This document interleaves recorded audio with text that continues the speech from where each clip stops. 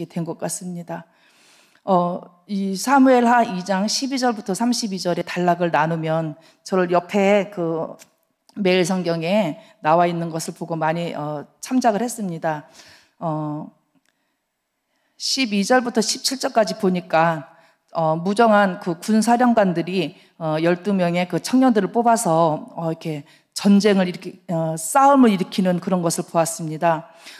이 12명 중에는 참으로 정말로 지금 우리가 얘기하면 한 국가대표급 정도에 되는 그런 용사들이었을 겁니다. 그런 젊은 용사들을 뽑아서 이렇게 아무런 이유 없이 이렇게 싸움을 시키고 자기의 위치를 위해서 자기의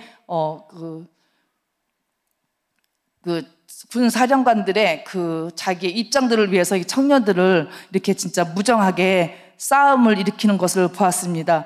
그냥 뭐 서로 전쟁하면서 이렇게 죽인 것도 아니고 머리채를 일제히 잡고 옆구리에 칼을 찌르고 이렇게 해서 12명이 그냥 허무하게 죽는 것을 보았을 때 정말 우리는 이게 군사령관을 잘 만나야 된다라고 생각이 들었습니다. 그래서 저는 우리 교회 군사령관이라면 우리 목사님이시고 또 목사님의 군사령관은 아마 예수 그리스도이실 것입니다. 그것을 정말로 온전하게 전하는 우리 교회 군사령관을 우리가 만나서 우리가 죽지 않고 이렇게 영원히 소생하는 것을 우리가 봤을 때 정말 우리는 만남의 축복이 참 중요하다라고 생각이 들었습니다. 그리고 18절부터 23절을 보니까 정말 무모했습니다. 왜냐하면 이 수리아의 아들 아사헬과 또 여기에서 나오는 아브넬은 서로 아는 사이였었습니다. 아는 사이였는데 자기의 또 위치 또 자기의 그 처해 있는 그 상황과 또 자기의 그 욕심이겠죠. 이렇게 좀 그 전쟁 그 싸움에서 자기가 이제 승기를 잡겠다. 또 아니면은 또 사람들한테 보여주고 싶은 그런 마음으로 그 아브넬을 쫓아가는데 얼마나 빠른지 들러리와 같이 그 발이 빠르다고 했습니다. 그래서 창 끝으로가 아니라 창 뒤로다가 찔렀는데도 그 쫓아오는 거에 힘이 스톱이 안 돼가지고 그냥 갔다가 아마 대기만 해도 이게 멋물러지질 않아갖고 아마 찔러진 것 같아요. 그래서 등 뒤까지 이렇게 창이 나왔다라고 되어 있습니다. 우리는 이렇게 살아보면서 느려도 되겠지만 빨라서 안 되는 것도 많이 있는 것 같아요. 우리가 교통 질서를 이렇게 봤을 때도 되게 보면 사고 나는 사람들을 보면 이렇게 빨라서 과속이어서 이렇게 죽는 경우가 너무 많아서 그걸 법으로다도 정하고 그랬는데 이 아사엘도 아마 그랬던 것 같습니다. 그래서 그 아브넬을 쫓아갈 이유가 없었는데 그 자기의 공을 세우기 위해서 그렇게 무모하게 그렇게 쫓아가다가 결국은 싸워보지도 못하고 창 끝 뒤로다가 그렇게 찔림을 받고 죽었다고 이렇게 되어 있습니다. 그리고 24절부터 29절까지를 이렇게 보니까 처음에는 아브넬과 요압이 서로 네 편과 내 편에 12명씩 내보내서 우리가 겨루게 하자 해놓고는 여기서는 아마 이렇게 그러고 나 보니까 후회가 되는 것 같아요. 그래서 아브넬이 요압에게 사람을 칼로다가 이렇게 영원히 상하겠느냐, 그리고 우리가 참혹한 일이 생길 줄 우리가 몰랐느냐 해가면서 요압에게 이렇게 얘기하는 것을 봤을 때 또 요압은 내가 먼저 나에게 말을 해놓고 이제 와서 그게 무슨 말이냐, 나는 하나님 앞에 맹세하노니 내가 먼저 이제 그러지 않았다 이렇게 하면서 서로 이렇게 책임을 회피하는 그런 절기가 있습니다. 보니까 그래서 싸워봤자 이거 아무도 필요 없는 그런 싸움이었어요. 그래서 서로가 싸우고 보니까 너무 무책임했던 거죠. 괜히 자기 편에 있는 그 12명 또 싸움이 또 맹렬했으니까 이게 30에서 32절을 보니까 많이 죽었거든요. 360명이 죽고 또한 12명이 죽고, 이 군사들은 정말로 굉장히 뛰어난 아마 군사들이었을 거예요. 이런 군사들을 죽고 나니까 허무했던 거죠. 그래서 서로 내가 먼저 이래가면서 우리가 창세기 3장에서도 봤을 때 하와가 뱀의 유혹을 받아서 선악과를 따먹고 나서는 뱀에게 핑계를 댔고, 또한 아담은 이제 하와에게 핑계를 댔고 그 핑계가 지금까지도 이렇게 우리에게도 일어나는 것 같습니다. 우리가 잘못을 하면 우리의 잘못을 이렇게 바로 인정하고 그 잘못을 우리가 이렇게 얘기하면 되는데 꼭 누구의 잘못이라고 먼저 이렇게 돌릴 때가 있습니다. 그래서 그 창세기 3장에서 시작했던 서로에게 이렇게 책임을 회피하는 것이 지금까지도 우리에게 일어나는 것 같습니다. 그래서 정말로 이 사무엘 요번에 말씀을 보면서 제가 가장 마음에 와닿는 것은 이유 없는 싸움은 하지 말아야 되고 또한 우리가 군사령관을 잘 만나서 정말로 하나님의 말씀을 온전히 듣고 우리가 영의 사람이 속하여서 정말 무책임하고 무모한 이런 우리가 일을 하지 말아야 되겠다라는 생각이 들었습니다. 우리는 하나님의 말씀으로 깨어있지 않으면 이런 것을 분갈을 할 수가 없습니다. 정말로 하나님 앞에 우리가 기도하는 것은 우리가 지혜를 얻기 위한 그런 기도인데 우리가 기도를 하지 않고 또 하나님의 말씀을 모르면 정말로 하나님의 백성이 내 지식을 몰라서 망한다라고 한 것처럼 이 사무엘 하도 보면 그 신복들 군사령관들이 자기의 위치를 위해서 자기의 이익을 위해서 이렇게 생떼 같은 12명 또 양쪽에 12명 청년들이 정말 허무하게 죽은 것을 우리가 보았습니다. 우리는 각 목장에서도 우리는 군사령관이나 마찬가지죠. 크게 많은 사람을 거느리지는 않지만 그 한 명 한 명의 그 영혼들을 우리가 책임을 지고 있는 우리가 군사령관인데 우리가 영적으로 잘 깨어나서 하나님의 말씀을 잘 전하면 그 목자들이 살고 또 안 그러면은 우리는 그 정말로 생떼 같은 그런 청년들을 죽이는 것과 같은 그런 어리석은 그런 군사령관이 되는 거죠. 그래서 우리의 이익을 위해서 하는 것이 아니라 하나님의 나라의 이익을 위해서 우리가 말씀으로 무장하고 기도로 하나님 앞에 지혜를 구하여서 우리가 우리 목자들을 잘 이끌어갈 수 있는 저희들이 되기를 원합니다.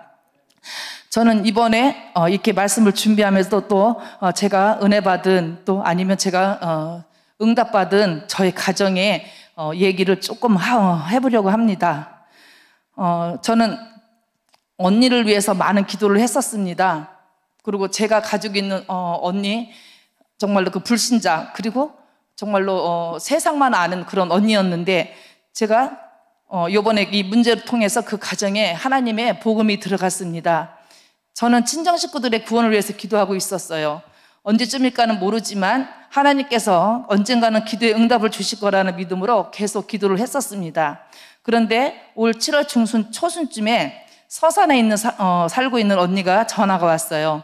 다름이 아니라 다음 주 월요일부터 길병원을 매일 가서 치료를 받아야 하는데 서산에서는 매일 왔다 갔다 할 수 없으니 선부동에 계신 우리 친정엄마 집에서 다니면 어떻겠냐고 이렇게 물어보라는 것이었습니다. 그래서 그리고 저에게는 매일 월요일부터 금요일까지 길병원을 태다 주고 태워오는 그런 일만 하면 된다는 것이었어요. 그래서 저는 이제 친정엄마한테 물어봤죠. 그랬더니 엄마랑 동생들은 다 좋은 마음으로 그렇게 해야 된다라고 이렇게 얘기를 했어요. 그런데 저는 참 갑자기 이제 불안한 마음이 이제 저의 마음에 들어왔어요. 왜냐하면 제가 가장 못하는 것이 남을 섬기는 것을 제일 못합니다.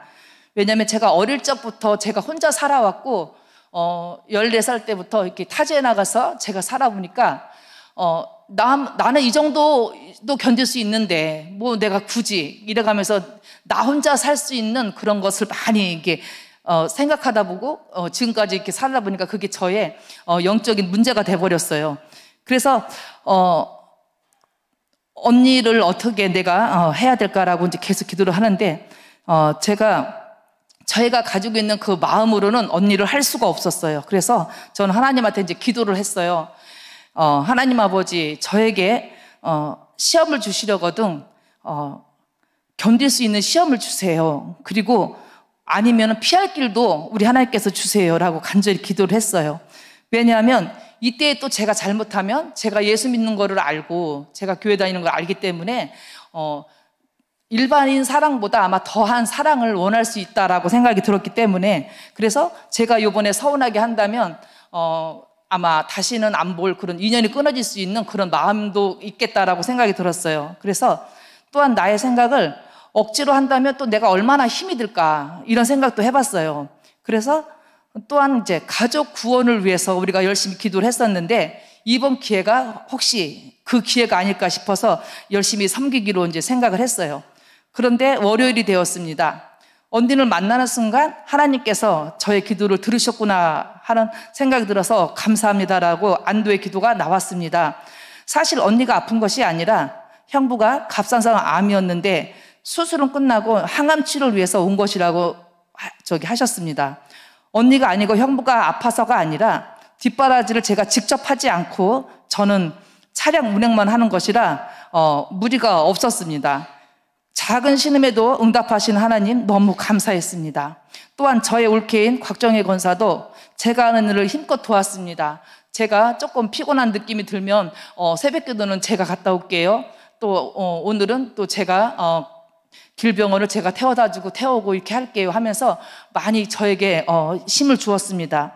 그래서 언니와 형부는 편안히 치료를 받고 또 함께 교회도 나오게 됐어요. 그래서 새벽기도도 저는 나오자는 말을 못했는데 언니가 그러면 내가 너의 기도 교회를 한번 가봐야 되겠다라면서 먼저 이렇게 나섰습니다. 저는 거기서 또한 하나님의 말씀을 담대히 선포하지 못하고 기도는 했으면서 믿음 없는 기도였던 것 같습니다. 오히려 언니가 먼저 너희 교회 가서 내가 예배를 드리고 하나님 앞에 기도를 해야 되겠다라는 그 믿음이 언니에게 왔었습니다. 그래서 저희 교회를 왔어요. 그래서 하나님 앞에 영접도 했고, 그리고 또한 언니도 영접했고 형부도 늦게 오셔서 또 영접을 또 하셨습니다. 그래서 드디어 그 가정이 하나님이 인재를 하셨습니다. 지금까지 자기의 강한 의지로 살던 형부였습니다. 형부나 언니도 객지에서 어릴 적부터 나가서 내 힘대로 내 의대로 열심히 살았던 그 두 분들이었거든요. 그런데 이번에 이 건강으로 인해서 정말로 아플 줄도 몰랐고 정말 아플 거라는 생각도 1도 없어서 우리 형부는 암보험이라든가 실손보험을 하나도 들지를 않았습니다. 그래서 참 얼마나 강한 의지로 살았는지를 저는 그것을 보고 알았습니다.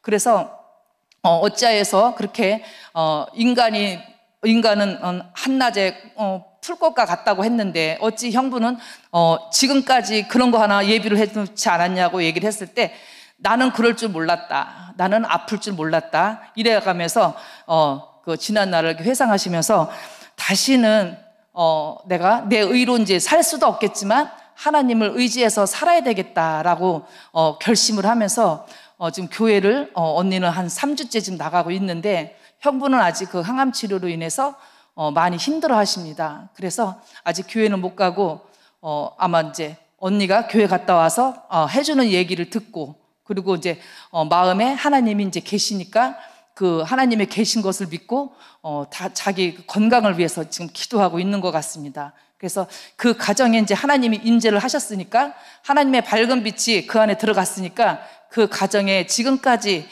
내 의로 살았고 또 그 가정 가문에 흐르는 흑암을 몰랐던 그런 것들이 이번 일로 계기로 이제 하나님의 나라가 임하였으니까 그 가정에 하나님의 빛이 비춰지고 그 가정에 어두웠던 어둠이 떠나가기를 이렇게 기도해 봅니다. 그래서 오늘 이 말씀을 제가 이렇게 묵상을 하면서 정말 세상에는 많은 교회들이 있습니다. 그런데 다 같은 진리를 말하는 교회가 아니라 정말로 거짓과 탐심의 그런 교회를 갖추고 종교 생활을 하는 그런 많은 종교인들이 있습니다. 그 중에 정말 우리 큰나무 교회를 만나게 하시고 하나님이 큰나무 교회를 사랑하시고 또 목사님과 교역자들이 오직 복음만 선포하시는 복된 교회를 만난 것이 저에게는 행운이고 하나님의 철저한 인도라고 생각을 합니다. 누구든지 만남의 축복을 받아야 합니다. 복음만 선포하는 교회, 후대를 위해 기도하며 성경으로 가르치는 교회, 이러기에 무너져가던 가정과 병으로 시달리던 육신을 회복시키시고 사명의 전도 제자로 살게 하시고 그 삶 가운데 복음을 가진 교회를 만난 것이 정말 얼마나 축복인지 우리는 알 수 있습니다. 아브넬과 요압처럼 자신의 우위를 위해서 남을 희생시키는 그러한 무모한 자들을 만나서는 안 됩니다. 늘 깨어 기도하며 성경 안에서 하나님을 찾고 내 생애를 늘 말씀으로 비추어 갱신하며 신의 성품으로 만들어가는 저와 큰나무 교회 모든 성도들이 되시기를 기도합니다. 아멘. 하나님 아버지 감사합니다. 아버지 하나님 두서없이 하나님의 말씀을 전했지만 하나님 아버지 이 안에선 하나님의 역사가 일어날 줄로 믿습니다. 오늘 하루도 하나님께서 함께해 주실 것을 믿사오며 예수님의 이름으로 감사하며 기도합니다. 아멘.